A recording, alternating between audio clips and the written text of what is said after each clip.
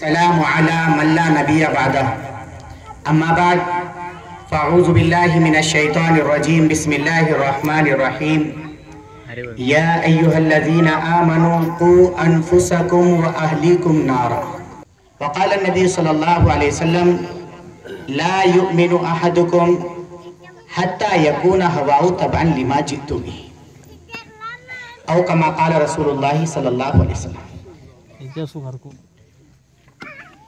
پیارے دوستو، عزیز ساتھیو،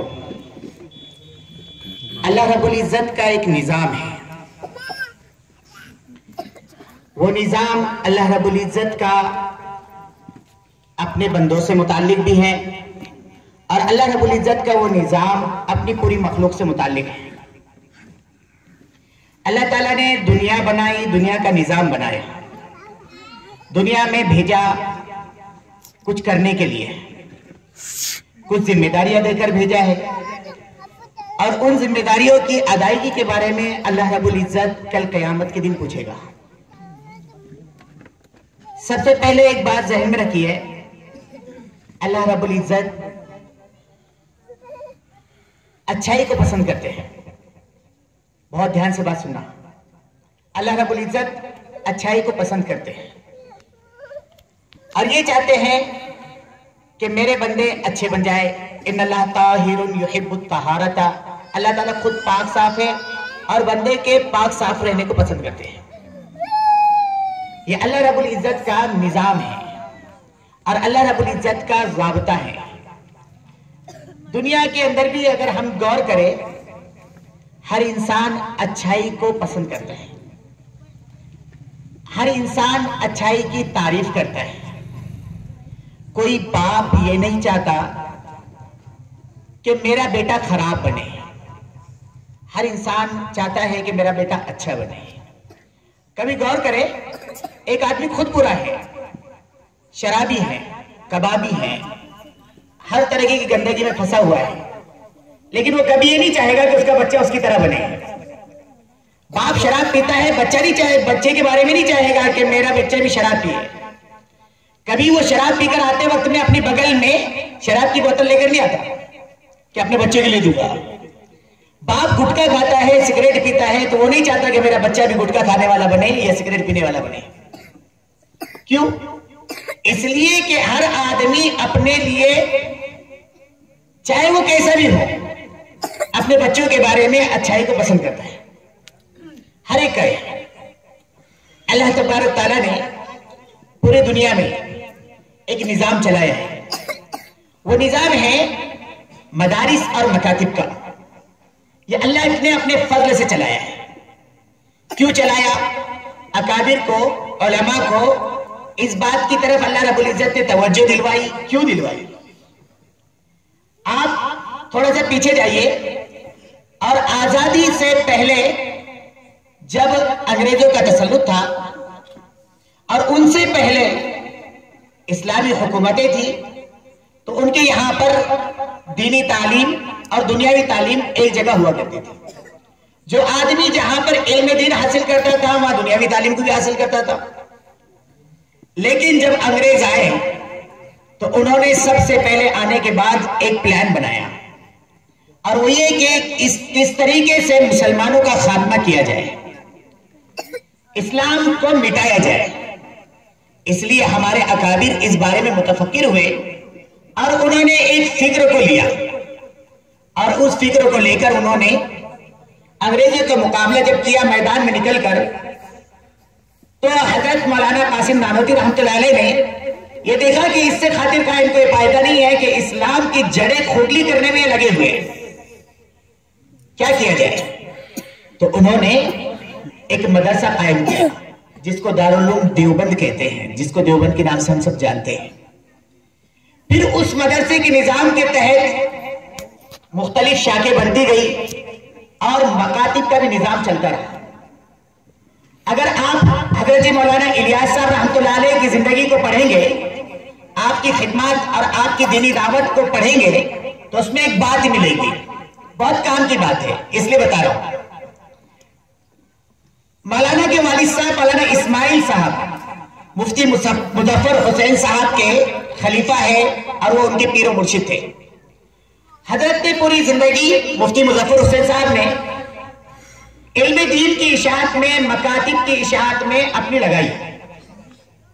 اسی کا اثر مفتی مولانا اسماعیل صاحب پر پڑا اور مولانا اسماعیل صاحب نے بنگلے والی مسجد نظام الدین میں آ کر اپنا پڑاؤ ڈالا مولانا الیاس صاحب رحمۃ اللہ علیہ کے والد صاحب نے. اور وہاں آ کر انہوں نے میواتیوں کو اپنا مشن بنایا اور میوات میں انہوں نے مکاتب کا جال پھیلایا. جب حضرت کا انتقال ہو گیا تو مولانا الیاس صاحب رحمۃ اللہ علیہ مظاہر سہارنپور میں پڑھایا کرتے تھے. تو یہاں سے کچھ حضرات مظاہر گئے اور مولانا خلیل الرحمان صاحب سے درخواست کی کہ حضرت نظام الدین کے لیے آپ مولی الیاس کو بھیج دیجیے.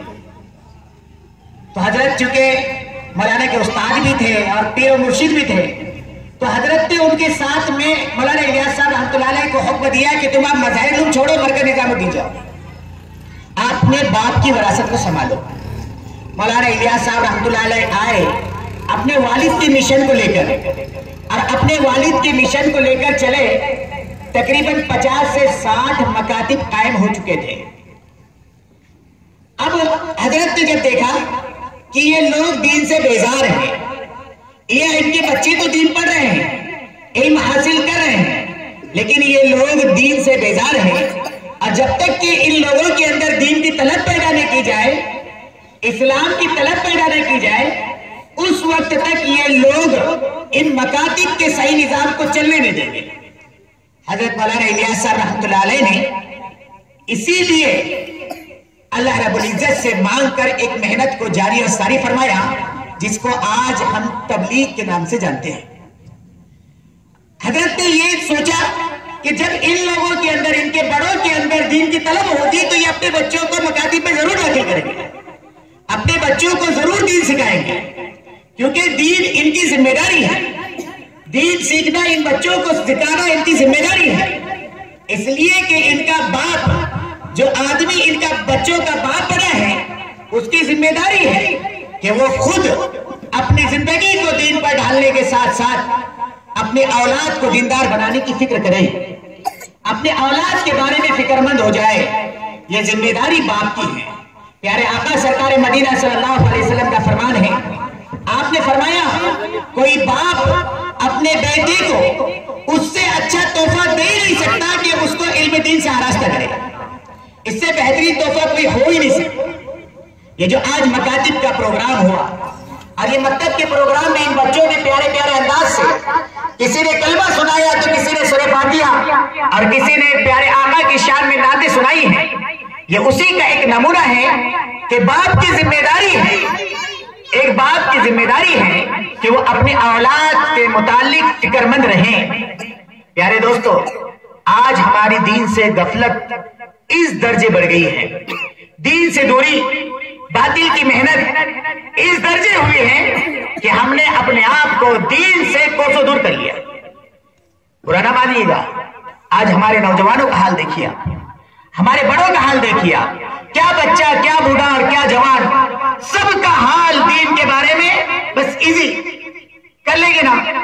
اب جب ایک باپ جو بچے کا باپ ہے وہ نماز کے پابند نہیں، وہ دین کا پابند نہیں، وہ شریعت کا پابند نہیں، وہ چاہتا ہے کہ میرے بچے دیندار بنے، میرے بچوں کے اوپر دینی اثر آئے، تو پیارے دوستو، سب سے پہلے اس آدمی کو اپنے آپ کو دیندار بنانا پڑے گا، اپنے آپ کو دیندار بنانا پڑے گا، اپنے آپ کو ہر طریقے کی گناہ سے روکنا پڑے گا، ہر طریقے سے اپنی زندگی کو سنوارنا پڑے گا، تب جا کر بچوں کے اوپر ایک اچھا اثر پڑے گا، بچوں کی زندگیاں بنے گی. اور یاد رکھیے گا، یہی وہ بچے ہیں جو کل کا مستقبل ہے، یہی ہمارے سامنے پڑھنے والے بچے کل کا مستقبل ہے.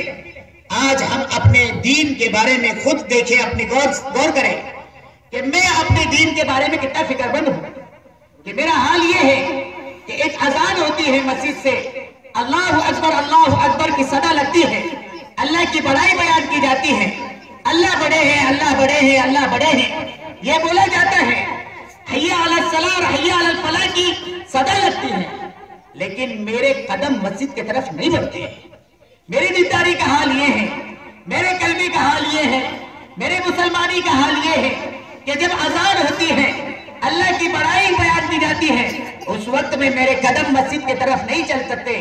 بتاؤ دوستو, ہمارا یہ حال ہے جب بھی کچھ نہ کچھ رمق دمق باقی ہے. جب ہمارے ان بچوں کا مستقبل اور ان بچوں کا زمانہ آئے گا اور یہ جب باپ بنیں گے تو ان کے نسلوں میں کلمہ کہاں سے باقی رہے گا؟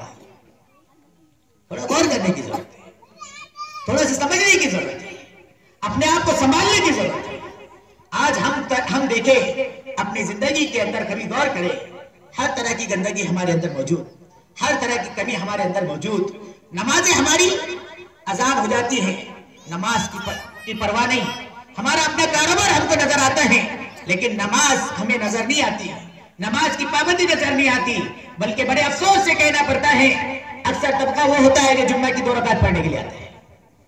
جمعہ کی 2 رکعت کے مسلمان, اللہ اکبر, 2 رکعت بھی ایسے پڑھتے ہیں کہ بس سلام, امام کب سلام پھیرتا اور کب ہم اٹھ کر مسجد سے جاتے. دعا کرے نہ کرے وہ تو بات کی بات ہے, دعا کوئی ضروری نہیں ہے, بس اٹھ کے چلے گئے. اللہ اکبر. بڑے افسوس کی بات ہے دوستو, پیارے آقا سرکار مدینہ صلی اللہ علیہ وسلم نے جو دین ہم کو دے کر گئے ہیں اور جس دین کی تعلیم ہمیں دی ہے وہ نبی پاک صلی اللہ علیہ وسلم کے دین کو ہم نے کتنے پیٹ پسے پشت ڈال دیا ہے, کتنے ہم دور اس سے نکل گئے. باطل کی محنتیں اتنی ہوئی ہیں کہ نہ باپ کو پتا ہے نماز کا, نہ ماں کو پتا ہے نماز کا, نہ کسی کو نماز کی فکر ہے, نہ کسی کو دین کی فکر ہے, نہ اپنی اولاد کی فکر ہے. سچی بتا رہا ہوں میں آپ کو کہ ہمارا حال اتنا برا ہے اولاد کے تعلق سے بھی کہ اگر بچہ اسکول جاتا ہے, اسکول کے لیے ساری تیاریاں کی جاتی ہے. ماں صبح سویرے اٹھ کر بچے کے لیے اسکول کی تیاری کرتی ہے, لیکن اس بچے کو جب مکتب بھیجنے کا نمبر آتا ہے تو اس کے تعلق سے غفلت برتی جاتی ہے. نمازوں بچے کے دین کے بچوں کو علم دین سکھانے کے اعتبار سے غفلت برتی جاتی ہے. حضرت مولانا عمر صاحب پالن پوری رحمۃ اللہ علیہ ہمیشہ ایک بات کہا کرتے تھے, میرے بھائیوں ہم تم سے یہ نہیں کہتے کہ اپنے بچے کو عالم بناؤ یا حافظ بناؤ, لیکن اتنا ضرور کہتے ہیں کہ اپنے بچے کو دیندار بناؤ, دیندار بناؤ, دیندار بناؤ. آج ہمارے اولاد کے دین کا مسئلہ ہے, ایمان کا مسئلہ ہے, یقین کا مسئلہ ہے. کبھی غور تو کرو کہ باطل کتنی محنت کر رہا ہے, کیسی باطل محنت کر رہا ہے, کس طریقے سے باطل محنت کرتے کرتے آگے بڑھ جا رہا ہے, ہمارے گھروں تک, ہمارے چوکٹ تک, ہمارے بستر تک پہنچ گیا. یہ باطل کی محنت ہے دوستو, لیکن ہم نے اس کی طرف توجہ نہیں دی. ہم نے اپنے آپ کو سنوارنے کی فکر نہیں کی, ہم نے اپنی زندگی کو سنوارنے کی فکر نہیں کی, اپنی جوانی کی حفاظت کی فکر نہیں کی.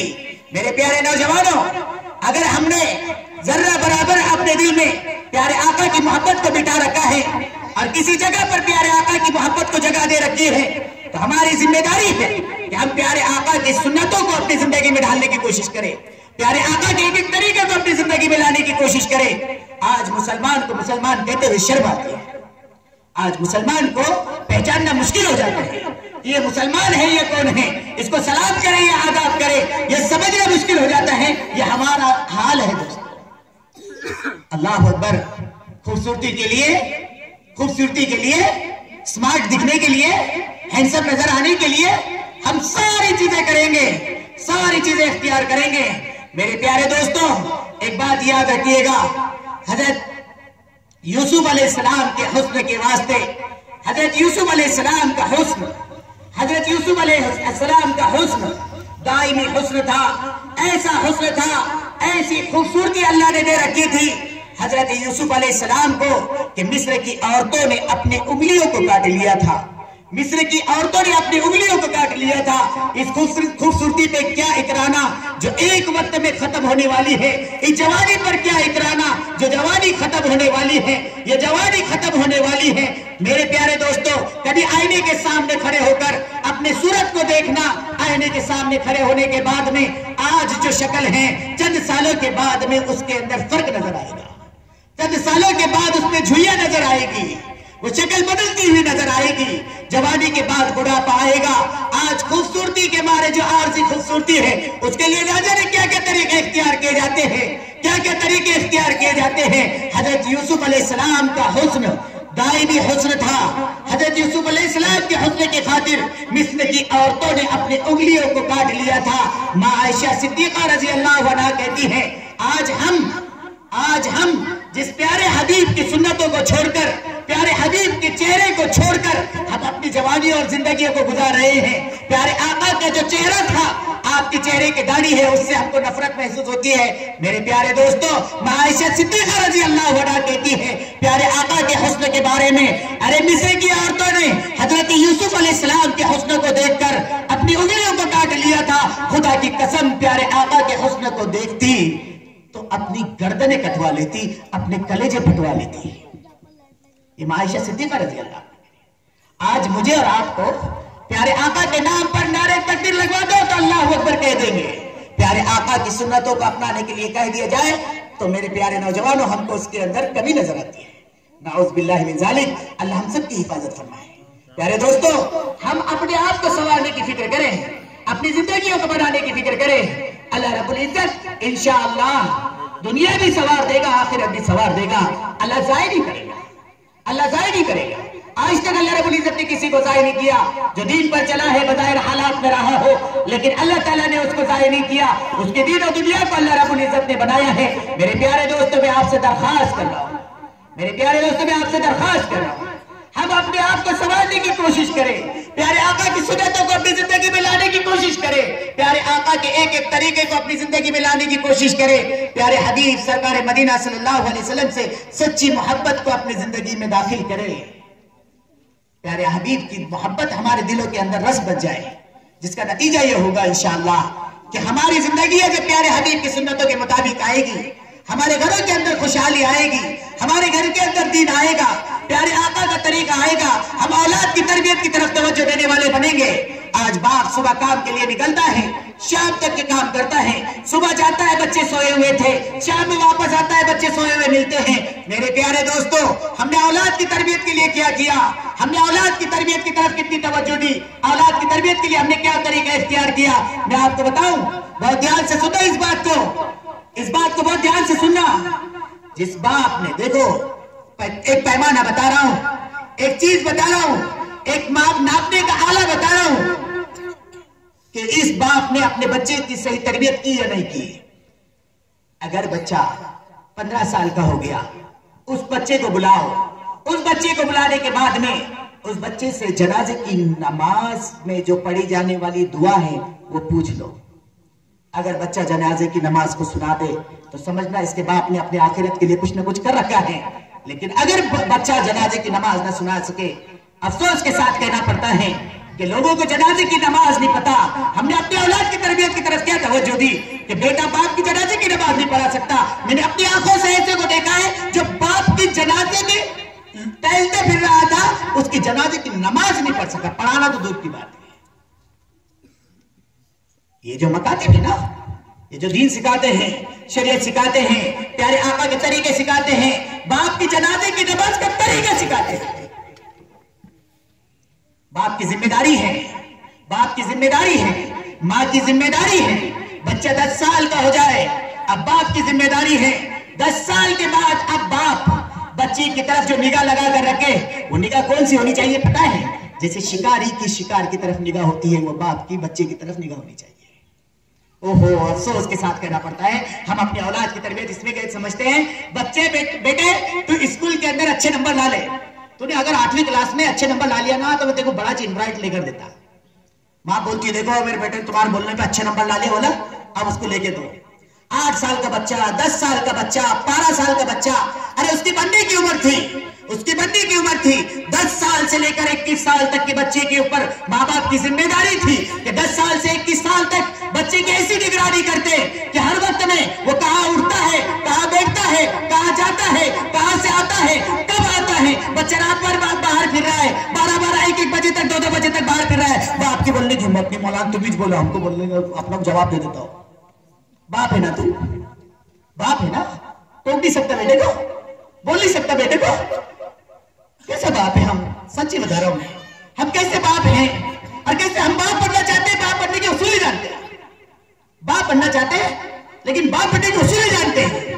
बाप की जिम्मेदारी है, सबसे पहली जिम्मेदारी जब बच्चा पैदा हो, बाप की जिम्मेदारी सुनो, जब बच्चा पैदा हो, बच्चा छोटा हो, माँ बाप की जिम्मेदारी में बाप की जिम्मेदारी यह है कि जब बच्चा पैदा हुआ उसको सबसे पहले साफ करने के बाद उस बच्चे के कान में अजान दे, एक कान में अजान दे, एक कान में इकामत कहे। बाप को अजान नहीं आती, बाप दे दो, मौलाना तुम दे दो, मौलाना तुम दे दो, बाप अजान नहीं दे सकता। बाप अजान, बाप की जिम्मेदारी है। 7वें दिन बच्चे का अकीका करे, बच्चे की खतना कर, लड़का है खतना करे, बच्चे के बाल निकले अकीके के बाद में वो बालों को उसके बराबर चांदी सदका करे, ये बाप की जिम्मेदारी है। 7वें दिन अच्छा सा नाम रखे, ये बाप की जिम्मेदारी है। नहीं आपने वहां पे नहीं चलता, वो छल्ला हो गया तो फिर उसका छल्ले के बाद नाम रखेंगे, ये नहीं, बाप की जिम्मेदारी समझो। 7वें दिन अकीका करो। फिर अगर बच्चा बड़ा हो गया, 7 साल का हो गया, प्यारे आका ने फरमाया 7 साल का हो गया, अब बच्चे को नमाज की तरगीब दो। ये सिखाना बाप की जिम्मेदारी है। ये तो एहसान इन मकातिब वालों का कि आपके नन्हे मुन्ने बच्चों को ये नमाज सिखा देते हैं। बच्चा जब बोलने लगे तो बाप की जिम्मेदारी, ये पीछे रह गई एक बात, बच्चा जब बोलने लगे तो बाप की जिम्मेदारी ये है कि उसको सबसे पहला जुमला उसकी जुबान से ला इलाहा इल्लल्लाह मुहम्मद रसूलुल्लाह निकाले। ये बाप की जिम्मेदारी है, ये बाप की जिम्मेदारी है। लेकिन अफसोस जब बच्चा बोलने लगता ना तो माँ बोलती बेटे डैडी बोलना, डैडी, पापा बोलना, पापा डैडी बुलवाते। अफसोस, समझिए अच्छी तरीके से, पापा डैडी बुलवाना बिल्कुल सही नहीं है। इस्लाम में बताया गया अब्बू बुलवाओ, अब्बा बुलवाओ, अब्बू अब्बा, ये बच्चे को सिखाओ। पप्पा बोलने लगाते, पप्पा काय को बोलते हैं खुद मालूम, सब देख लेना काय में गूगल पे सर्च करके, पप्पा किसको बोलते हैं, वो मम्मी किसको बोलते हैं, डैडी किसको बोलते हैं, देख लेना। क्या हमने अंग्रेजों के तरीके को ले लिया? प्यारे आका की बताई जिंदगी हमको समझ में नहीं आती है। ये हर जगह का हाल है, बिल्कुल साफ बता रहा हूं मैं। बाप की जिम्मेदारी है कि सबसे पहले बच्चे का अच्छा नाम रखे, बोलने लगे, उसको कलमा सिखाए। 7 साल का हो गया, उसको अब नमाज के लिए ले जाए, खुद ही नहीं जाता, क्या ले जाएगा बच्चे की नमाज को? खुद नमाज नहीं पढ़ता, बच्चे क्या ले जाएगा नमाज को? बच्चे, बाप की जिम्मेदारी 7वें साल में बच्चे की नमाज सिखाए। 10 साल का हो जाए, नमाज न पढ़ने पर पिटाई करे हल्की फुल्की, ये बाप की जिम्मेदारी है। अब 10 साल से जिम्मेदारी शुरू हो गई, बढ़ गई। अब 10 साल में बोले अब उसको समझ आ गई, नहीं आ गई, अब उसकी समझ को परखने का और उसको संभालने की जिम्मेदारी बाप की है। अब है बाप की जिम्मेदारी कि 10 साल का हो गया, अब इतनी ऐसा देखना है जैसे शिकारी अपने शिकार के ऊपर निगाह जमाता है, बस अब बाप ने उस तरीके से देखना है। बेटे का दोस्ताना कैसे के साथ है, कैसे के साथ उठता बैठता है, कैसे के साथ आता जाता है, कहां जाता है, कब आता है, कब नहीं आता, ये बाप की जिम्मेदारी। बल्कि मैं आपको बताऊं, अजीब लगेगा आपको, अगर बच्चा टॉयलेट में जा रहा है, बैतुल खला में जा रहा है, कितनी देर वहां बैठता है? उलमा ने लिखा है कि कितनी देर क्यों बैठ रहा है, बाप की जिम्मेदारी है कि भाई इतनी देर क्यों बैठा। यहां तक की है शरीयत। हमने शरीयत को यूं इजी समझ लिया, हम समझते हैं बस बच्चे हो गए, अब अल्हम्दुलिल्लाह नाम रख दिया ना, पूछ लिया अपने मौलाना से, नाम रख दिया बच्चे का, बहुत अच्छा रख दिया माशाअल्लाह। लेकिन नहीं, हम औलाद की तरबियत की तरफ तवज्जो दे दोस्तों। औलाद की तरबियत यही हमारा ज़ख़ीरा आखिरत है। बाप से पूछा जाएगा, बाप से पूछा जाएगा। आपको बताऊं, इल्म 2 तरीके का है। इल्म की 2 किस्में। एक इल्म वो है जिसका हासिल करना फर्ज किफाया है, और एक इल्म वो है जिसका हासिल करना फर्ज ऐन है। जिस इल्म का हासिल करना फर्ज ऐन है, खुद भी हासिल करना, अपने औलाद को हासिल कराना, ये भी फर्ज ऐन है, बिल्कुल याद रखना। फर्ज किफाया वो उलूम जो दीन के मसाइल हैं वो मदारिस में पढ़ाए जाते हैं, और जो इल्म फर्ज ऐन है वो मकातिब के अंदर पढ़ाया जाता है। वो इल्म जो मकातिब के अंदर पढ़ाया जा रहा है, ये फर्ज ऐन है। हर मुसलमान पर, प्यारे आका ने फरमाया, हर मुसलमान पर इतना इल्म सीखना फर्ज है कि जिससे उसकी नमाज सही हो जाए, उसका दीन सही हो जाए। आपको मैं एक बात बताऊं, ए प्यारे बच्चे थोड़ा साइलेंट देखो, सोचो, नमाज फर्ज है अल्लाह का, रोजा फर्ज है, नमाज फर्ज है, रोजा फर्ज है, ज़कात मालदार पर फर्ज है, इस्तेताअत वाले पर हज फर्ज है, ये वो फराइज है। ईमान के बाद में ये 4 फराइज आए, ईमान के बाद ये 4 फराइज आए। अब इनमें से 2 तो वो है जिससे किसी को छुटकारा नहीं है। अब आपका बच्चा छोटे से 15 साल की उम्र में जाकर वो बालिग हो रहा है, 15 साल में बालिग हो रहा है, बालिग होते से ही उसके ऊपर नमाज फर्ज हो गई। बालिग वाजिब होती थी उस पर रोजा फर्ज हो गया। अब उस फर्ज को पहले आपने सिखाया नहीं, मकातिब में बेचकर उसको समझाया नहीं, उसको पढ़ाया नहीं, तहारत के मसाइल उसको मालूम नहीं, गुस्ल के फराइज उसको मालूम नहीं। बच्चे को, एक बच्चे को पूछा मैंने कहा बेटा गुस्ल के फराइज कितने? बोले अब्बा पूछ के आता है। अब्बा पूछ लेकर आ, तो मैं देखता उनसे, उनको पूछता कितने तुमको मालूम है क्या करके। यानी ये हाल है, हकीकत बता रहा हूं मैं आपको, इतना अजीब हाल है हम लोगों का दीन के ताल्लुक से। तो फर्ज ऐन है बच्चों को नमाज और रोजे के मसाइल का इल्म हासिल करना, बच्चों पर ही नहीं सब पर। इतने मसाइल का जानना फर्ज ऐन है। अगर हम में से बड़ों में से कोई नहीं जानता नमाज के पूरे मसाइल, तारत के मसाइल, रोजे के मसाइल, मालदार है तो ज़कात के मसाइल, अगर इस्तेताअत है तो हज के मसाइल, अगर नहीं जानता तो उसका सीखना फर्ज है, सब पर फर्ज है। उसके लिए क्या करेंगे? लेकिन उसके लिए है उलमा, है ना, उलमा से अपना राब्ता पैदा करो, उलमा के पास जाओ, उलमा की मजलिसों में जाओ, उलमा अपने मसाजिद को वक्त देते हैं, उन मसाजिद के अंदर जाओ। इस वक्त में पूरे आलम में एक बात चल रही है, 24 घंटे मस्जिदों को आबाद करो और अपनी मस्जिदों को उलमा वक्त दे रहे हैं, उनसे इस्तिफादा करो। बहुत खुशकिस्मत है हम लोग कि अल्लाह रब्बुल इज्जत ने हमको घर बैठे इल्म सिखाने वाले भेज दिए। वरना तो अगर हम पूरे पिछले जमाने में जाकर गौर करें ना, जब सवारियों का इंतजाम नहीं था, पैदल सफर करना पड़ता था। जो बुखारी शरीफ जिन्होंने लिखी है, इमाम बुखारी रहमतुल्लाह अलैह ने, वो बुखारी शरीफ लिखने में हमको बुखारी के नाम से तो बोलते बहुत बड़ी किताब है, लेकिन लिखने में कितनी परेशानी हुई है, तकलीफ उठाई गई है। एक एक हदीस के वास्ते मक्का से कुफा तक का सफर किया, एक हदीस के वास्ते मुल्क शाम का सफर किया, फिर आकर उसको हदीस को लेने के बाद आए वापस आकर गुस्ल किया और फिर उस हदीस को लिखा। इतनी परेशानियां होती थी, काहे के लिए? इल्म हासिल करने में। आज तो सहूलत दी अल्लाह ने, उलमा हर जगह अवेलेबल, माशाअल्लाह। अल्लाह जज़ाए खैर दे हमारे हजरत को कि उन्होंने जो मदारिस का निजाम चलाया है अपने इस इलाके में, खास तौर पर उस इलाके जहां पर मशहूर था कि औरंगाबाद में तरावी सुनाने वास्ते हैदराबाद से एक को लाना पड़ता था, इधर तो कुछ नहीं था, इतना हाल था। लेकिन अल्लाह जज़ाए खैर अता फरमाए कि उन्होंने मदारिस का निजाम बनाया और मदारिस के निजाम के साथ साथ मकातिब का निजाम बनाया। इसलिए मेरे प्यारे दोस्तों, मैं 2-4 बातें आपसे दरखास्त कर रहा हूं। एक तो सबसे पहली बात कि अपनी औलाद को दीन से वाकिफ कराना जिम्मेदारी, खुद दीनदार बनना जिम्मेदारी। नहीं आता सीखो, तालीम बालिगान का भी निजाम होगा, तालीम बालिगान का भी निजाम है, तालीम बालिगान का भी निजाम है। स्कूल पढ़ने वाले बच्चों के लिए हिफ्ज का भी निजाम है, शायद उसके लिए हिफ्ज का भी निजाम है, सारी चीजों का निजाम है। लेकिन बस मसला यह है कि अपन कब सीखेंगे, अपन सीखते कि नहीं सीखते, अपने पास टाइम नहीं है। याद रखो, मैं आपको एक बात बताऊं, कुरान सीखना, जब मौलाना महमूदुल हसन साहब देवबंदी रहमतुल्लाह अलैह माल्टा की जेल में गए थे, अंग्रेजों से लड़ते लड़ते माल्टा की जेल जाना पड़ा। फिर जब वहां से रिहा होकर आए हैं तो एक दिन मस्जिद छत्ता में बैठकर, वो ध्यान से सुनने वाली बात, मस्जिद छत्ता में बैठे, पूरे उलमा आजू बाजू बैठे हुए थे, हजरत बीमार थे, बिल्कुल मर्जुल वफात का जमाना था। हजरत ने कहा, कहने लगे कि मैं जब माल्टा की जेल में रहा, मुझे वहां 2 बातें समझ में आई कि उम्मत के अंदर से जहालत को कैसे खत्म किया जाए, उसके लिए 2 बातें समझ में आई। मुसलमानों के इस्लाम की, ईमान की हिफाजत कैसे की जाए, उसके लिए मुझे 2 बातें समझ में आई। तो मुफ्ती शफी साहब रहमतुल्लाह अलैह ने पूछा, हजरत क्या समझ में आई? तो हजरत ने कहा, 2 बातें मौलवी साहब ये समझ में आई। सबसे पहली बात तो उम्मत में कुरान को आम करो। आप लोग पढ़ाने आता, अपने चल में कोई पढ़ाने वाला नहीं था। आप अंदाजा लगाए, सहाबा किराम बड़ी बड़ी उम्र में इस्लाम ले आए, उसके बाद कुरान सीखा उन्होंने। अपने को कोई पढ़ाने वाला था नहीं, अब है। तो हजरत ने कहा कि उम्मत के अंदर कुरान को आम करो, और कुरान को आम करने के लिए 2 तरीके बताए। कुरान को आम करो लफ्जी एतबार से भी, कुरान को आम करो माने के एतबार से भी। लफ्जी एतबार से के लिए मकातिब मदारिस का निजाम है कि बच्चे को कुरान सिखाया जाएगा। माने के एतबार से जगह जगह अवाम उन्नास में तफसीरों के हल्के कायम करो। और शायद माशाअल्लाह अपने भोकरदन के अंदर तो आम रिवाज है कि तफसीर कुरान होती है, लोग उससे इस्तेफादा करें। एक तो ये काम।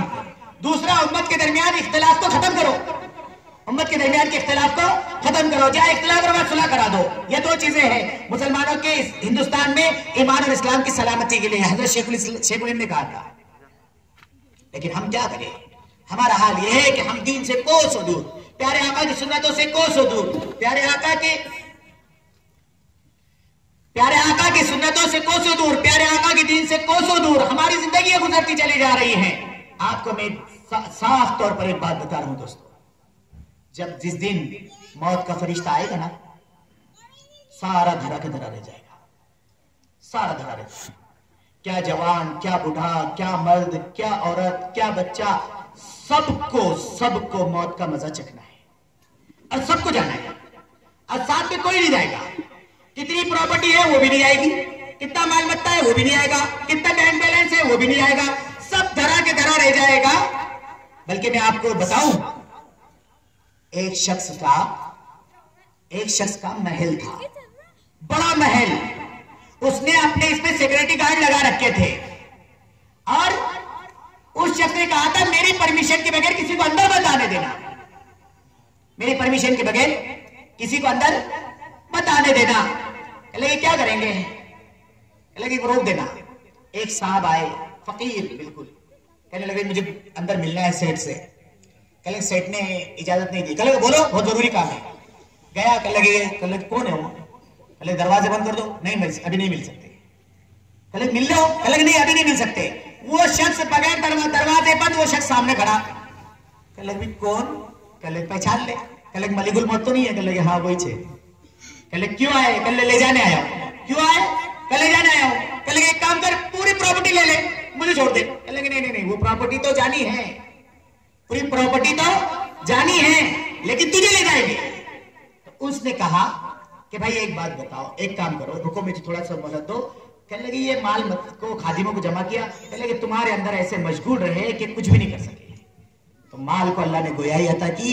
कहने लगे कि बंदे खुदा अगर सही जगह लगा देता तो हम भी तेरे आखिरत बनाने वाले बन जाते। अब तूने सिर्फ दुनिया दुनिया दुनिया दुनिया, कमा कमा कमा, बस एक कारोबार है तो दूसरा कैसे शुरू करूं। और उसको क्या समझता है, अल्लाह का फजल समझता। उसको क्या समझता, वो अल्लाह का फजल हो रहा है। मैं आपको बताऊं बहुत ध्यान से, वक्त शायद हो रहा है लेकिन थोड़ा सा इतनी बात सुनो।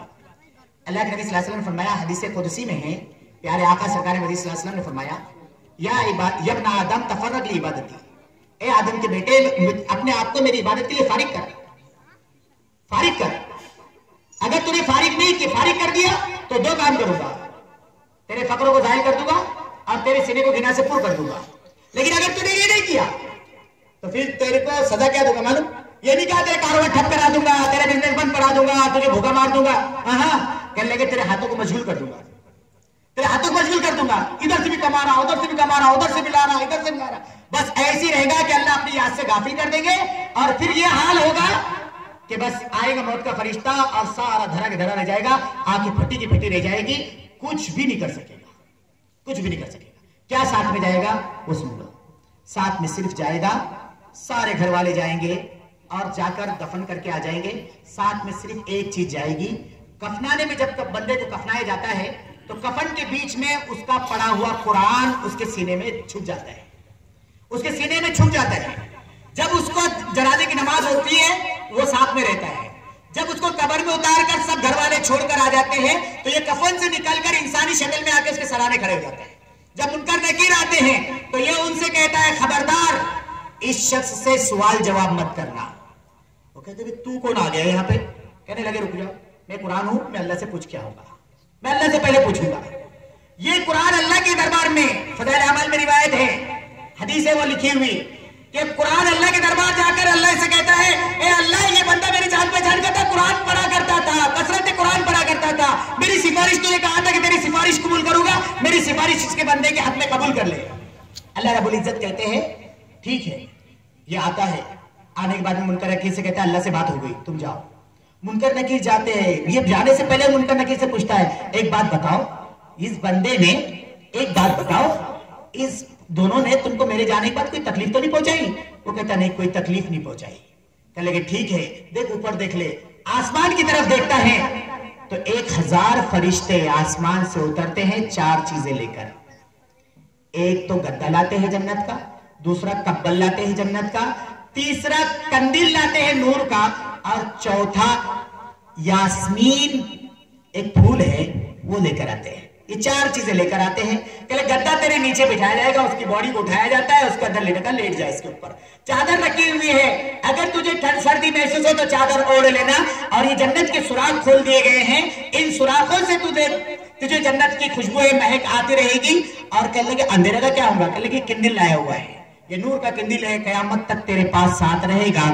اور تیرے گھر والوں کی, تیری بیوی بچوں کی تجھے یاد آئے نا تو یاسمین کے پھول تیرے سینے پہ رکھا ہوا ہے, اس کو اٹھا کر سونگ لینا. اللہ تعالیٰ تیری سب کی یادیں تیرے دل سے ختم کر دے گا. اور ایسے میں تیری قیامت برپا ہو جائے گی اور قیامت تک کے لیے تجھے لٹا دیا جائے گا. یہ کس کے ساتھ ہوگا؟ قرآن پڑھنے والے. اپنوں کو آتا ہی نہیں, یہ بولنے والوں کے نہیں. سن لو ایک جملہ ہے, یہ جو بولنے والے ہیں نا کہ اپنوں کو آتا نہیں, اپنے سیکھے نہیں, ارادہ کرو اس مجلس میں قرآن نہیں آتا تو سیکھیں گے انشاءاللہ. کون ارادہ کرتا ہے؟ سیکھیں گے, سب سیکھیں گے. پڑھنا آتا لیکن ویسی چاہتا الحمدللہ والا تب بھی صحیح کریں گے. قرآن کو صحیح پڑھنا واجب ہے, قرآن کو صحیح سیکھنا واجب ہے. اس لیے ارادہ کرو کہ خود بھی انشاءاللہ دیندار بنیں گے, اپنی اولاد کو بھی دیندار بنائیں گے, اپنے بچوں کے بھی دین کے بارے میں ان کی فکر مند رہیں گے. اپنے اولاد کو تربیت کے لیے, یہ تربیت کا مکاتب کی شکل میں ہے, مکتب کے اندر روانہ کریں گے انشاءاللہ. خود بھی اس کے پابند رہیں گے, دین و شریعت کو اپنے گھر میں لانے کی فکر کریں گے انشاءاللہ, سب کریں گے. آخری جملہ سن لو بس میرا, آخری جملہ, آخری بات یہ, اپنے کاروبار کو, اپنے بزنس کو صحیح کر لینا. حرام کے چیزوں میں اپنے کاروبار کو داخل مت کرنا, حرام چیزوں کو اپنے کاروبار میں داخل مت کرنا. ناپ توڑ میں کبھی کمی نہیں ہوتا. یہاں تک کہ علماء نے مسئلہ لکھا ہے کہ اگر تم کوئی کاغذ رکھتے ہو پارڈے میں اور گن کر دیتے ہو کانٹے سے, تو وہ جو کاغذ کا وزن ہے, وہ کاغذ کا وزن منہا کرنا ضروری ہے, اس سے علیحدہ کرنا ضروری ہے. کاغذ کے ساتھ گن کے دوں گے, کل قیامت کے دن اللہ پکڑ لے گا. چھوٹے چھوٹے مسائل علماء سے معلوم کریں, علماء سے رابطہ اپنا پیدا کریں گے انشاءاللہ.